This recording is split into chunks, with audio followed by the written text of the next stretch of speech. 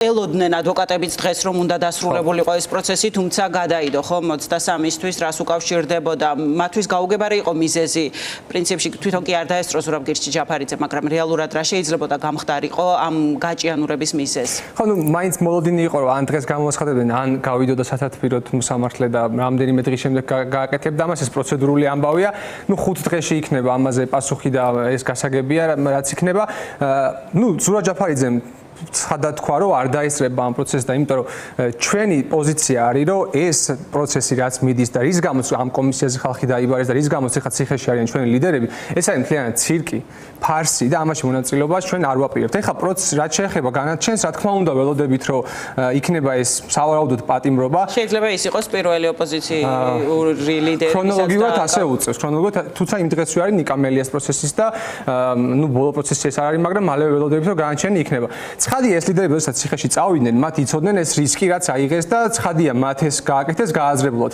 ხშირად ეხლა რაღაც ვისმენ ხოლმე შეფასებებს, რომ ეს რაღაც უბრძოლველად დანებება არისო და საკუთარი ფეხით ციხის კარებთან მივიდნენ, რომ ვიღაცები ამბობენ ამას, მათ შორის ნიკა გვარაბიას შემთხვევაში, ხო, ის მივიდა. თუმცა ვრცელდება რა თქმა უნდა ნიკა მელიაზე და ზურაბ ჯაფარიძეს. ხო, მე აბსოლუტურად არ ვეთანხმები ამ პოზიციას და შემიძლია ვთქვა, რომ პირიქით და ეს არის ბრძოლის გაგრძელება და ეს არის რაღაცა იმ პროცესის გაგრძელება, რაშიც ჩვენ ვართ უკვე 26 ოქტომბრის არჩევნების შემდეგ. ხო, ეს არის არათანამშრომლობა რეჟიმთან, ეს არის მორალური უპირატესობის შენარჩუნება და მორალური უპირატესობის გამყარება რეჟიმთან წინააღმდეგ ბრძოლაში. ეს არის ამავე დროს ქართველ ხალხსა და აი ამ საპროტესტო ელექტორატსა და პოლიტიკოსებს შორის კავშირის გაღრმავება და ნდობის გაღრმავება, იმიტომ რომ ჩვენ აუცილებლად უნდა ვიცოდეთ, რომ თუ ეს ხალხი, ვინც აპროტესტებს რეჟიმს და თუ პოლიტიკოსები, რომლებიც აგრეთვე აი ამ ბრძოლაში ვართ ჩართული, ამ ხალხს შორის არ იქნება ნდობა და არ იქნება ერთიანობა, მაგ შემთხვევაში შედეგის დადგომა იქნება ძალიან რთული. ამიტომაც ეს სწორედ ამ ყველაფერს ემსახურება, რომ გავახმოვანოთ პროტესტის იდეები და პოზიციები და რეჟიმის თამაშის წესები არ მივიღოთ, რასაც აკეთებს ნიკა მელია, ნიკა გვარამია და ზურაბ ჯაფარიძე. ამ თამაშის წესების არ მიღებაც ხო როგორ კავშირშია ახლა ადგილობრივი თვითმმართველობის არჩევნებთან, თქვენი კოალიციის პოზიციაც არის ცნობილი, თუმცა მას შემდეგ რაც მამუკა ხასარაძე ერთგვარ ახალ გეგმას აქვეყნებს, ხო, ამ ადგილობრივ არჩევნებთან დაკავშირებით, თქვენ როგორ უყურებთ ამ ახალ გეგმას და ამ შესაძლებლობებს, რომ იყვნენ დამოუკიდებელი კანდიდატი, რომლებსაც დაეხმარებიან პოლიტიკური პარტიები. ესე იგი, ადგილობრივი არჩევნების ბოიკოტი ზუსტად პირდაპირ კავშირში არის იმ არჩეულ სტრატეგიასთან, რომელიც ავირჩიეთ ჩვენმა კოალიციამ და ყველა სხვა პარტიამ, რომელმაც მაშინ ბარიერი გადაალახა და პარლამენტში არ შესულა. ეს იყო არათანამშრომლობა რეჟიმთან, ეს იყო მისი ლეგიტიმაციის არცნობა და ეს იყო მისი საერთაშორისო იზოლაციის გამყარება. რასაც ჩვენ მივახციეთ და რა მდგომარეობაში დღეს რეჟიმი იმყოფება. ის რომ ჯერჯერობით ვიზნა ივანიშვილის ხელისუფლება არ ჩამოშლილა და ჯერჯერობით არ შეცვლილა ხელისუფლება, ეს არ ნიშნავს, რომ ჩვენ ან ბრძოლა წავაგეთ, ან ეს ბრძოლა დასრულდა, ან ის რომ ივანიშვილის მდგომარეობა არის კარგი. სულ პირიქით, ჩვენ ვხედავთ, რომ ბოლო 6 თვის განმავლობაში არის მასობრივი ცვლილებები ხელისუფლებაში, გაუშვეს ძალიან მნიშვნელოვანი და ძალიან დიდი ხნის, ასე ვთქვათ, დასაყრდენები, სუსუპროსთან დაწყებული აჭარის თავრობით გაგრძელებული. რამას უკავშირებთ ამ ცვლილებებს, რომ მათ ყევები აქვთ? კრიზისი აქვთ. ეს არის ერთის მხრივ შიდა კლანური დაპირისპირება, მეორეს მხრივ ეს არის ბიზნა ივანიშვილის რაღაც ცოტა ესეთი პანიკური ეჭვიანობა გუნდის შიგნით, იმიტომ რომ იქ ვეღარ გაიგო, ბაჩიაშვილი გაიქცა, გააპარეს, ვეღარ გაიგო იქ ვინ ამერიკელებს ელაპარაკება, ვინ ევროპელებს ელაპარაკება. ეხლა მაგალითად ერთ-ერთმა ევროპარლამენტარმა თქვა ერთი კვირის წინ, რომ პირდაპირ რეკავენ ქართული ოსნების წარმომადგენლები და კითხულობენ როგორ მოვიხსნათ სანქციები. ხო, ეს ხო ჩვენ რო ვიცით და მან თქვა ივანიშვილმაც ხო იცის და ეს არის აი ამ კრიზისის კობახიძის ძალაუფლების გამყარება არის ერთ-ერთი ვერსია. ნუ ახალი კადრები ვინც ინიშნებიან, თითქმის მასთან კავშირში არიან, ხო? მისი კადრები არის. მან რომ კობახიძე ეხა აღზევდა და რაღაც სასწაული კონტროლი მოიპოვა. მან უფრო ის არის რომ ივანიშვილი მარტო ამ კლანს, კობახიძე მდინარაძის კლანს ეყრდნობა და ყველა სხვა კლანი ჩახსნა და მათ აღარ ენტობა. ეს საერთო ჯამში, ანუ ეს ცუდი ამბავია სინამდვილეში მათთვის და მათთვის კრიზისის მაჩვენებელია, იმიტომ რომ ივანიშვილი და მსგავსი რეჟიმები ყოველთვის ეყრდნობოდნენ სხვადასხვა კლანების დაბალანსებას, რაღაც შიგნით, გუნდის შიგნით რაღაც აი ამ ბალანსის და შიდა კონკურენციის შენარჩუნებას და მისი სიძლიერეც მათ შორის ეგ იყო, რომ სხვადასხვა კლანებს ეყრდნობოდა იქ რაღაც ხარიბაშვილიც ხონდა,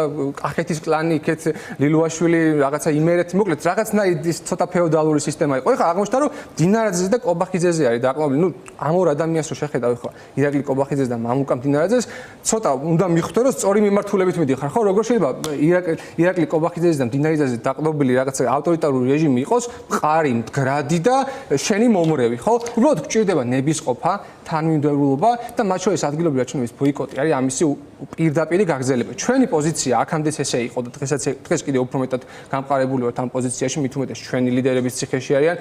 ზუსტად ხედავთ, რომ გაუარესდა საარჩევნო პირობები, მათ შორის ბრიტანეთის საელჩოს განცხადება, რომ აღარ დააკვირდება ადგილობრივი არჩევნების პირდაპირი დადასტურება არის იმის, რომ ესენი არჩევნების ჩატარებას არ აპირებენ. და საკანონმდებლო ცვლილებებიც საარჩევნო კანონმდებლობა ძალიან გამკაცრებულია, ხო? აბსოლუტურად. მათ შორის კვლევა რაც გამოაქვეყნა ახლა ლელომ და აქტიური განხილვები მიდის პირდაპირ იმას ადასტურებს, რომ მოსახლეობა არ ხედავს ადგილობრივ არჩევნებში აი ამ კრიზისის გადაჭრის გზას. მოსახლეობის ნახევარი მინიმუმ არის განწყობილი, რომ არჩევნებზე წასვლას აზრი არ აქვს, ან თუ საუკეთესო შემთხვევაში თუ საპარლამენტო და ადგილობრივი ერთად ტარდება.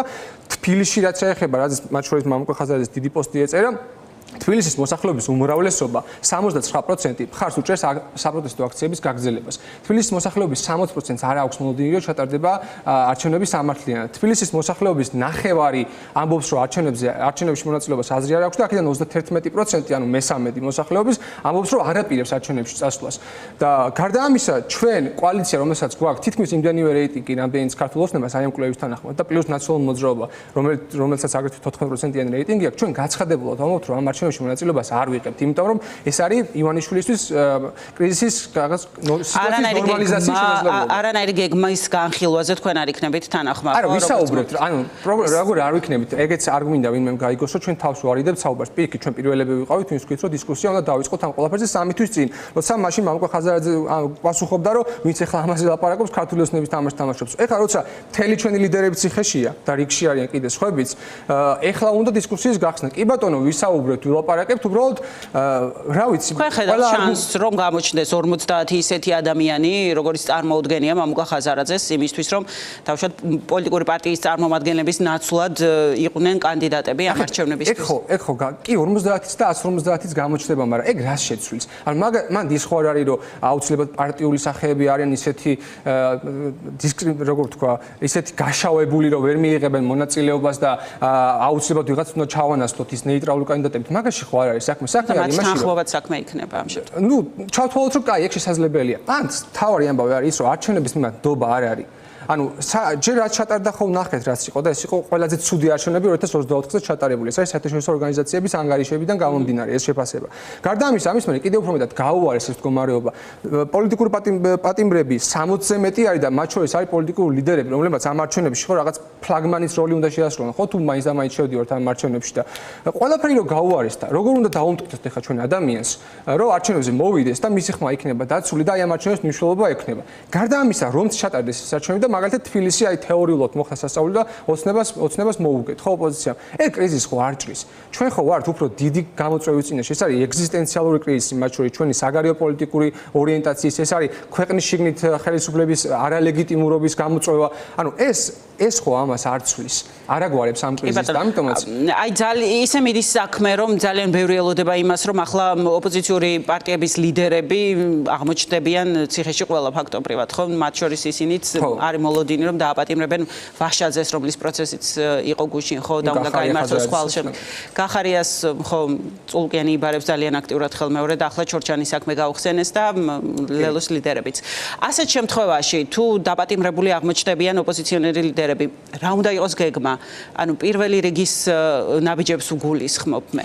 ჩვენი გეგმა დასაწყისიდანვე ამ პროტესტის და ახლაც ეგრე ვფიქრობთ, რომ არის რომ რეჟიმთან არ თანამშრომლობა, მისი ლეგიტიმურობის არცნობა და მაქსიმალური, ასე ვთქვათ, ზეწოლა ქვეყნის შიგნიდან, რომ მოსახლეობამ შეხედოს, რომ ეს ხელისუფლება არ წარმოადგენს ქართული ხალხის ინტერესებს, ამას მათ შორის დიდი მნიშვნელობა აქვს დასავლეთში ხელისუფლების იზოლაციის თვალსაზრისით, იმიტომ რომ ის რომ ჩვენ აქ ვდგავართ იმ პოზიციაზე, რაზეც ვდგავართ და მივყვებით აი ამ სტრატეგიას, რაც ავირჩიეთ, სწორედ ეს არის იმის მთავარი მიზეზი, რომ დასავლეთი, არც ევროპა, არც ამერიკის შეერთებული შტატები ქართულ ოცნებას ხელს არ ართმევს და არც პირი უჩანს რომ ჩამოართმევს. ეგ კი არა საერთოდაც ხა ზუსტად სანამ მოვიდოდი ეთერში ევროკავშირში შეთანხმდნენ ერთმანეთში რომ უვიზო რეჟიმის გაუქმება გაამარტივეს პროცედურულად და სწორედ ხაზგასმა იყო რომ ადამიანის უფლებების დარღვევის ნაწილში უფრო სწრაფად შესაძლებელი იქნება რეაგირება იმ ქვეყნებთან მიმართებაში რომლებიც ამას აკეთებენ. მათ შორის საქართველოს იგულისხმება. ანუ ქართული ოცნება პოლონეთის მთავრობის ინიციატივას ვნახეთ უფრო სწორად ლობირება დაიწყო ამას იზიარებს მათ შორის გერმანიის მთავრობა და წამყვანი ევროპული სახელმწიფოები. ხო ანუ ქართული ოცნება უქმნის ეგზისტენციალურ საფრთხეს საქართველოს არსებობას და ქართული ხალხის კეთილდღეობას პერსპექტივაში, ხო? ამიტომაც ჩვენ ეს კარგად უნდა დავინახოთ და ჩვენი სტრატეგია უნდა იყოს ის, რომ გავაფართოვოთ პროტესტის არეალი, გავაფართოვოთ იმ ადამიანების არეალი, რომლებიც უკმაყოფილოა ოცნებით. ხა ამ კვლევის თანახმად 57% ამბობს მოსახლეობის, რომ საქართველოს არასწორი მიმართულებით ვითარდება და თბილისში ეს მაჩვენებელი არის 74%. ეს უნდა გავაფართოვოთ ამის ეს რიცხვები, ეს 75% უნდა იყოს მთელი საქართველოს მასშტაბით, თბილისში უნდა იყოს ეს 90%, რომ ყველამ დაინახოს რეალობა, რომ ქართული ოცნება არის შეუთავსებელი საქართველოს ეროვნულ ინტერესებთან და ამას ვერ მოახერხებთ ჩვენ რაღაცა ფასადურ პროცესებში შესვლით, როგორც არის ადგილობრივი არჩევნები. ჩვენ გვჭირდება მორალური უპირატესობა, ჩვენ გვჭირდება თანმიმდევრულობა და ერთხელ სამუდაოდ უნდა დაინახოს ქართულმა ხალხმა, რომ პოლიტიკოსების სიტყვას აქვს ფასი და პოლიტიკოსების ასე ვთქვათ ნაბიჯებს აქვს თანმიმდევრულობა და ლოგიკა, რომელსაც მიყვება და არა ის, რომ ერთი თვით ადრე ფიქრობდე, რომ ეს რაღაცა ბიზნეს თამაშია და ერთის თავზე ამბობდე, რომ ეხლა უნდა აქ უნდა ნომერს დავთმობ და შევალ